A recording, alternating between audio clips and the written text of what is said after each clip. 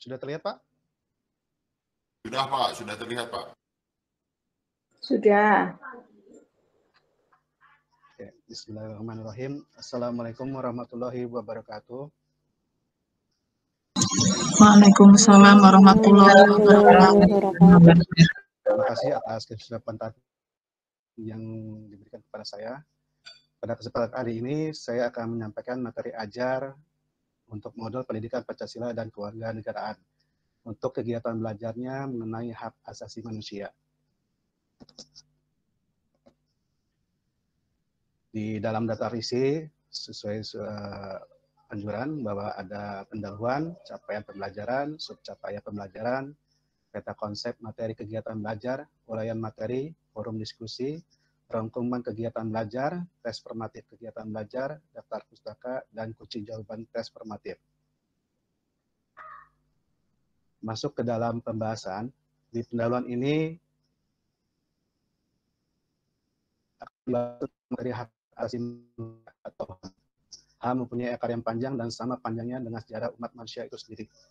Yang menjadi permasalahan selama ini terkait HAM adalah masih ada penindasan terhadap individu, kelompok masyarakat dengan masyarakat lainnya, atau negara dengan lainnya. Ini yang menjadi letak permasalahan tentang HAM ini. Selanjutnya, HAM menjadi penting, artinya dalam kehidupan ketatanegaraan suatu negara karena merupakan sarana etis dan hukum untuk melindungi individu, kelompok, dan golongan yang lemah terhadap kekuasaan raksasa dan masyarakat. Oleh karena itu, para peserta didik di sekolah sendiri sudah dikenakan agar mengetahui dan sadar akan hak dan kewajiban aslinya dengan orang lain.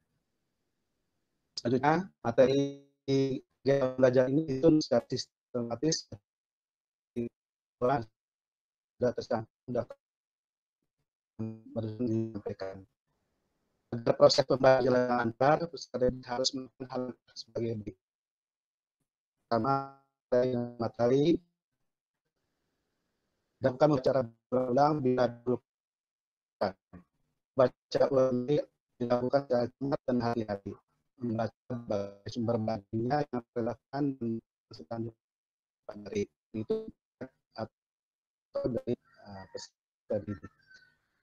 Kemudian mendiskusikan materi-materi yang sulit dipahami bersama dengan teman atau dengan guru. Kelima, mengerjakan tugas dan proses secara mandiri, mempraktekkan pengetahuan yang didapatkan dari proses pembelajaran ke dalam praktek pembelajaran sehari-hari dan merefleksikannya, terutama berkaitan dengan hak asasi. Kemudian terakhir, bisa menghubungi guru bila menemui kesulitan atau kepada orang tua sendiri. Untuk capaian pembelajaran, ditulis memahami dan menguasai teori muatan materi pendidikan Pancasila dan kewarganegaraan mengenai hak asasi manusia. Untuk subcapaian pembelajaran ini, peserta didik diharapkan dapat menjelaskan tentang hakikat hak asasi manusia. Kemudian peserta didik dapat menjelaskan sejarah perkembangan hak asasi manusia.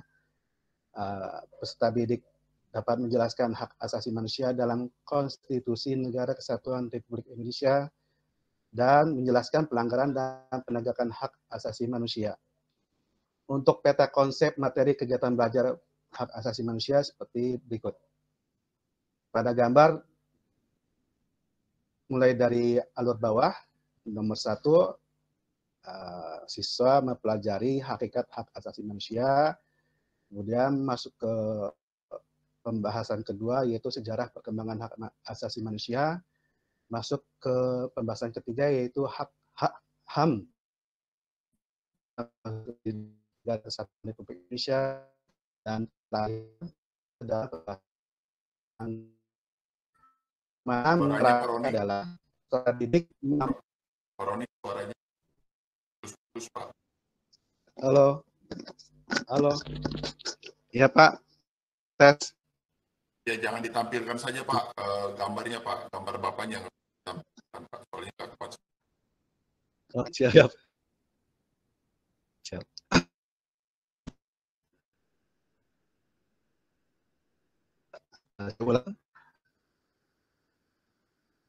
Untuk konsep adalah statik memahami dan memiliki wawasan tentang hak asasi manusia serta menerapkannya dalam kehidupan sehari-hari. Masuk dalam uraian materi, yang pertama membahas tentang hakikat hak asasi manusia. Untuk memahami hakikat HAM, terlebih dahulu memahami pengertian dasar tentang hak. Secara definitif, hak merupakan unsur normatif yang berfungsi sebagai domain berlaku, melindungi kebebasan, kekebalan, serta menjamin adanya peluang bagi manusia dalam menjaga harkat dan martabatnya. Dari beberapa penjelasan, ada suatu rumusan tentang hak asasi manusia sebagai berikut. Bahwa HAM adalah hak dasar yang melekat pada manusia yang sifatnya terjadi dan besar sebagai karunia Tuhan yang Maha untuk menjadi kesukaan hidup dan perkembangan manusia dan masyarakat yang boleh dilepas atau diganggu oleh siapapun. Kemudian untuk memahami statistik di HAM yang pertama adalah kotak, yang kedua hakiki, dan tidak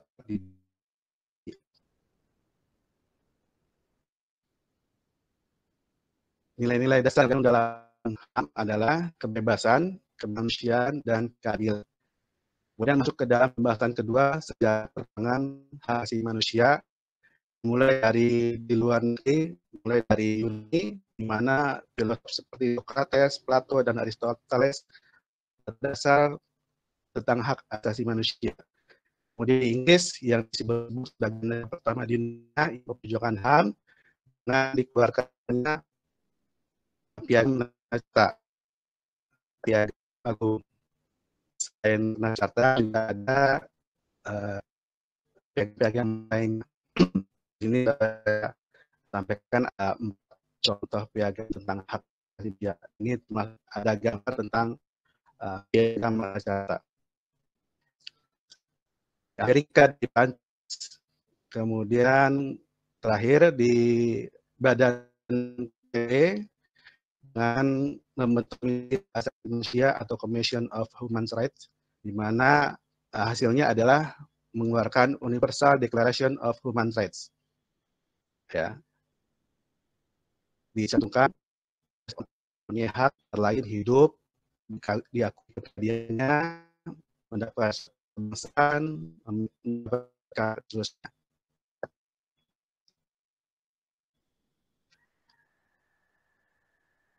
Penggolongan HAM terbagi 3, hak individu, hak kolektif, hak ekonomi. Asasi manusia secara menyangkut asasi pribadi, hak asasi politik, hukum, ekonomi, dan peradilan. Hak asasi manusia dalam Konstitusi Negara Kesatuan Republik Indonesia kaitannya dengan hukum adalah bahwa negara menjamin secara hukum hak asasi manusia, di mana Undang-Undang Dasar Negara Republik Indonesia memuat aturan.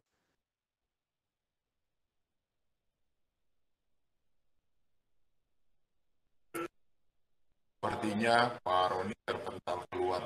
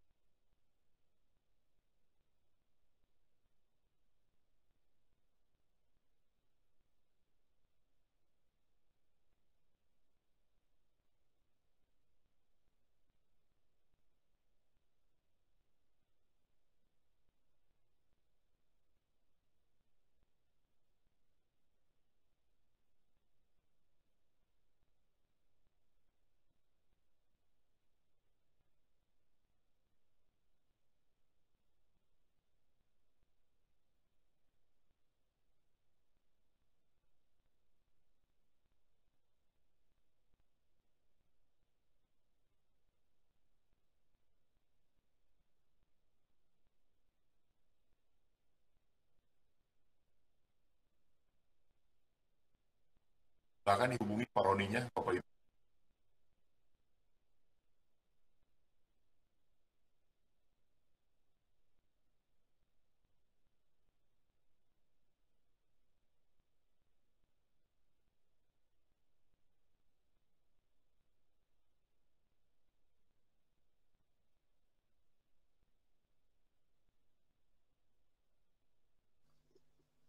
Maaf Pak, terputus Pak.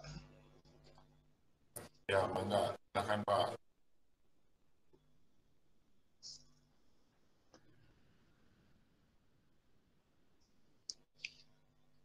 Mohon teman-teman bila saya terputus diberitahu, soalnya saya masih fokus ke layar itu materi ajar. Untuk selanjutnya kita masuk ke pelanggaran dan penegakan HAM. Dijelaskan di sini mulai dari lahirnya PBB yang menandai sebagai salah satu pendorong dan angin segar bagi tegaknya HAM di muka bumi ini. Kemudian dijelaskan pelanggaran HAM internasional seperti apa. Di sini sudah saya uraikan. Contohnya adalah kejahatan genosida, yaitu menghancurkan atau memusnahkan seluruh sebagian kelompok bangsa, ras, etnis, atau agama. Kemudian kejahatan terhadap kemanusiaan, kejahatan perang, dan kejahatan agresi. Sedangkan pelanggaran HAM di Indonesia, ini oleh pakar hukum Adnan Buyung Nasution menyatakan bahwa pelanggaran HAM dikelompokkan menjadi 4 golongan, yaitu kejahatan terhadap kemanusiaan, kejahatan terhadap integritas orang, tindak kekerasan terhadap hak sipil dan politik, dan tindak kekerasan terhadap hak sosial, ekonomi, dan budaya. Ini contoh gambar peristiwa aksi demonstrasi pengungkapan kasus Trisakti tahun 98. Ya, pelanggaran HAM di Indonesia, baik yang dilakukan aparat negara maupun masyarakat secara jumlah terus meningkat. Kemudian untuk penegakan HAM, ini saya berikan contoh di luar negeri kasus di mana ya seperti misalnya ya karena sejak bayi ia di rumah dan tidak bisa berkomunikasi dengan orang lain, jadi pertumbuhannya tidak maju.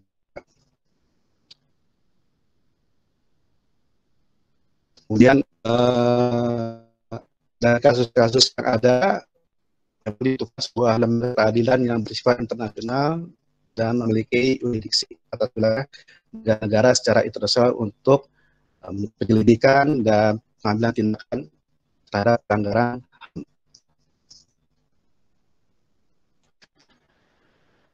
Ini saya berikan contoh-contoh pengadilan HAM internasional.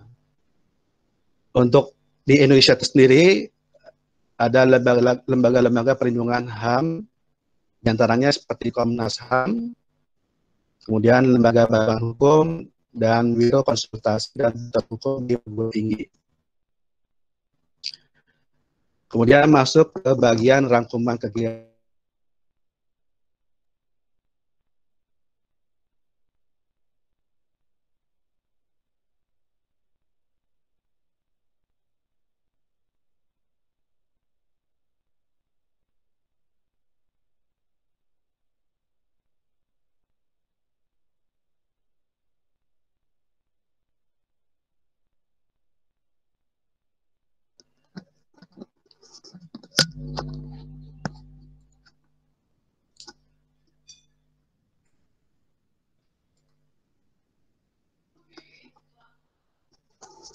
Halo? Halo? Iya Pak Roni, ada. Oh, ya, terima kasih. Untuk layarannya bagaimana Pak tampilannya? Masih berfungsi nggak? Kalau di saya sih udah nggak ada Pak tampilannya. Iya sama Pak ya. Maaf Pak ya, maaf mungkin jaringannya ini. Iya, sama-sama Pak Roni. Santai aja santai. Ya. Saya lanjutkan Pak ya.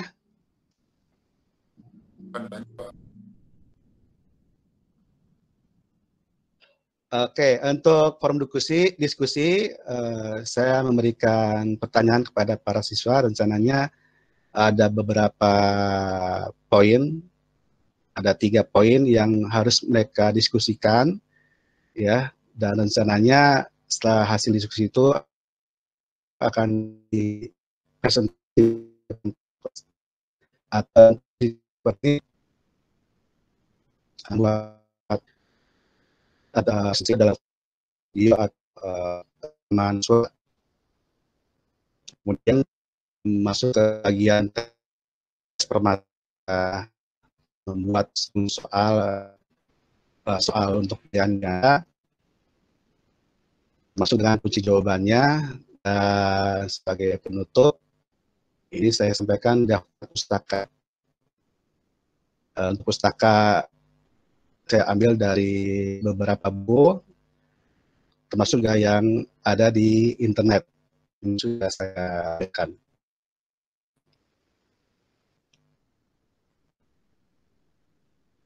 Demikian Pak presentasi saya. Lebihnya mohon maaf. Assalamualaikum warahmatullahi wabarakatuh.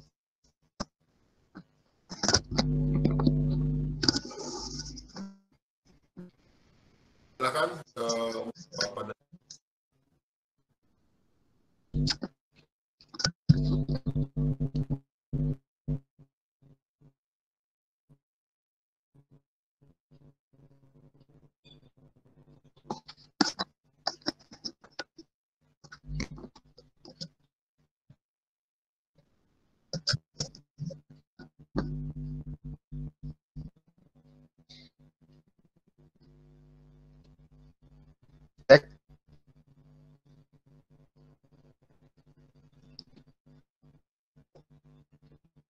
Silakan Bapak Ibu, barangkali bisa menanggapi aspek ya.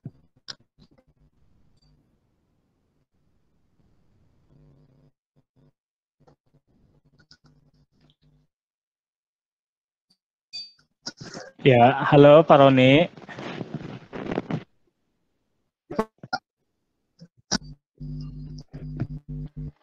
Ini Putus-putus Pak ya? ya putus-putus ya, betul Pak. Dari tadi itu dari pas awal Bapak presentasi sebetulnya. Ya tidak apa-apa Pak, mungkin Oh, saya sih jadi ngomongnya lancar Pak. Saya pikir tidak ada kendala, ternyata ada juga. iya, jaringannya mungkin Pak ya. Jadi sebetulnya agak sulit juga kami memahami dengan seksama dari awal sampai selesai karena terkendala jaringan mungkin Pak ya. Sehingga mungkin saya pribadi bingung juga gitu mau memberikan komentar atau tanggapan atau seperti apa gitu. Tapi tidak apa-apa Pak, karena yang namanya diskusi kan kita harus ada tanya jawab ya, timbal balik gitu. Dua arah gitu kan, dari Bapak selaku penyampai materi dan dari kami. Mohon maaf Pak, ini tadi saya simak di bagian forum diskusi Pak ya. Mohon Pak bisa ditampilkan lagi Pak forum diskusinya. Tadi sudah ada sebetulnya yang forum diskusi tadi. Iya. Ya sambil nunggu aja Pak. Itu tadi kami perhatikan atau saya perhatikan itu Masya Allah materi forum diskusinya sangat dan lumayan kompleks rumit Pak ya. Mungkin sangat hot berat, sekali ya? Gitu Pak. Iya sangat hot sekali gitu ya. Nah ini kalau boleh tahu ini Pak untuk anak kelas berapa Pak ya materinya Pak? Kebetulan saya tahun ini mengajar kelas 6. Kemudian saya juga mendapatkan pengalaman kalau memang untuk pembahasan. Halo? Iya Pak, iya ada Pak. Memang setelah saya coba amati ya bagaimana mereka berdiskusi, sebenarnya mungkin untuk bahasa memang terlalu berat kali ya. Tapi kalau misalnya kita kasih sedikit acuan-acuan, pertanyaan-pertanyaan acuan, kemungkinan mereka bisa mengerti dan bisa menjalankan tugasnya. Seperti itu, Pak. Oh, Masya Allah, berarti anak-anaknya sangat luar biasa nih, Pak ya. Oh, ini sudah Pak Roni terapkan di tempat Pak Roni ngajar? Oh iya. Memang untuk PPKN ini selama ini kan masih memang dalam jarak jauh ya, Pak ya. Ya mungkin sebelumnya gitu Pak, tahun-tahun sebelumnya gitu. Kebetulan untuk tahun-tahun kemarin saya tidak kelas 6 Pak. Oh gitu. Iya, yang pernah saya sampaikan saya tuh langsung akselerasi ke kelas 6. Tapi gini Pak, pernah saya sampaikan juga bahwa selain saya mengajar jarak jauh, juga saya melakukan pembelajaran tatap muka dengan berkunjung ke rumah-rumah siswa yang bisa dikatakan zona hijau. Iya. Dari situ kita bisa langsung berinteraksi dan saya bisa mengamati kemampuan anak-anak saya gitu lah. Memang kalau memang ini kan ada perbedaan Pak ya. Artinya gini, untuk materi yang ada di materi ajar ini itu kan memang untuk saya pegang gitu sebagai pedoman saya. Tapi nanti pada saat saya menyampaikan bahan-bahan diskusi ke anak tentunya harus menyesuaikan ke bahasa anak. Jadi mungkin nanti saya akan memperpendek kalimatnya atau memberikan persoalan langsung itu secara ringkas gitu. Jadi dikemas sesuai dengan bahasa dan pemahaman anak Pak ya gitu ya. Pak. Memang selama ini kan anak-anak kalau dengan bahasa kita terlalu tinggi gitu. Jadi saya menyesuaikan, oke, bahasa anak bagaimana? Ya udah kita sesuaikan aja. Kita yang sebagai guru yang menyesuaikan, bukan siswa yang menyesuaikan ke gurunya. Iya, terima kasih Pak Roni atas penjelasannya. Ya, mungkin Pak, mungkin ada rekan yang lain yang mau menanggapi. Ya, silakan. Ya, terima kasih Pak.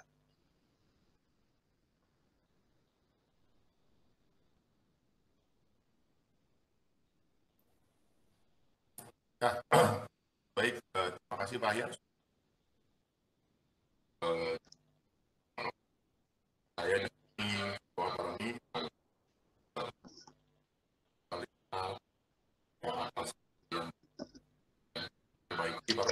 Maaf Pak, putus-putus Pak. Suaranya nggak ada.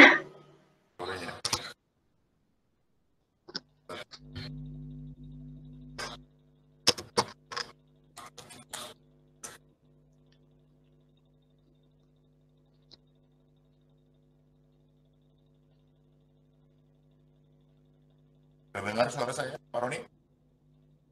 Sudah jelas Pak. Oke, Pak Roni. Tadi saya sudah melihat bagus untuk materi ajar ini. Coba Pak Roni ke bawah Pak, bawah kan Pak. Stop Pak. Nah, stop, ke atas Pak. Nah, Bapak di sini Pak dimasukkan Pak kata pengantar yang belum terisi Pak ya. Oh, kata pengantar, iya. Ya Pak ya, masukkan kata pengantar. Nah, nanti kalau A, yang A itu tetap Pak pendahuluan Pak, kata pengantar itu di atasnya Pak.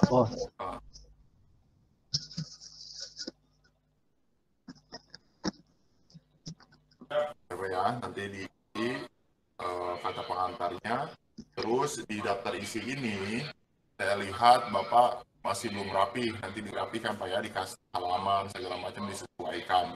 Oh iya Pak. Dikasih tanda segala. Terus lagi Pak, ke bawah Pak.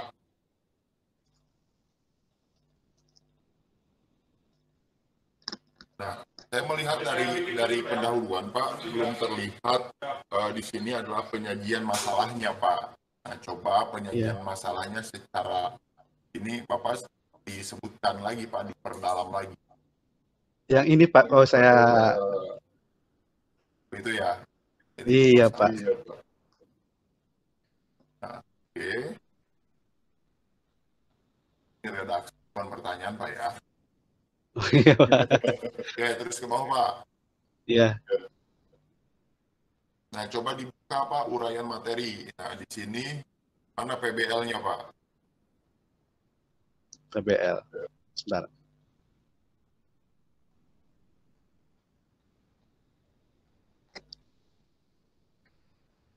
Halo?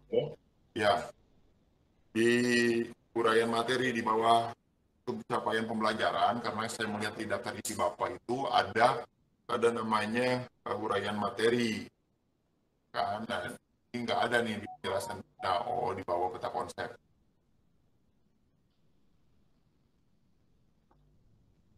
Nah, mana Pak ini PBL-nya? Iya.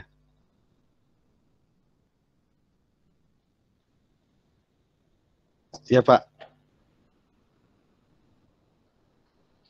Maaf Pak, putus-putus Pak. Ya, PBL-nya mana Pak? PBL-nya Pak? Iya, ya tidak dicantumkan Pak. Nah, harusnya nanti dicantumkan Pak ya, PBL-nya Pak ya. Iya Pak. Wajib gitu. Tolong dimerahin Pak di situ Pak, biar nanti Bapak tambahkan. Karena saya lihat di sini Bapak sudah menulisnya ya luas. Kan tadi ketika tadi dipahami ya oleh Pak.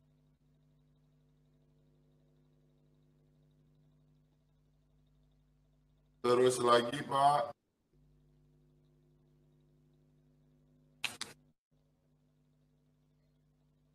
itu saja sih Pak, saya kira yang harus diperbaiki oleh Bapak, tinggal tadi PBL ada, kalau Bapak bahkan PBL-nya. Baik Pak. Itu Pak ya. Baik Pak. Terus Baik Pak. lagi untuk sumber-sumber, jangan lupa kalau misalkan tambahkan, silakan tambahkan. Jangan lupa di PBI juga harus sesuai dengan kurikulum Pak ya. Baik Pak. Oke, saja Pak Roni, silakan bagus, Ya. tinggal sedikit saja dipoles Pak. Ya. Nanti jangan lupa Baik Pak, terima kasih banyak Pak. Ya, diupload di bahan materi Pak ya. Hanya Ya, satu Pak. saja yang sempurna Pak. Hanya dihapus Ya, saja Pak. Terima kasih Baik Pak Roni. Ya, sama-sama Pak. Terima kasih banyak Pak. Saya simpulkan saja Pak Roni. Terima kasih. Ya.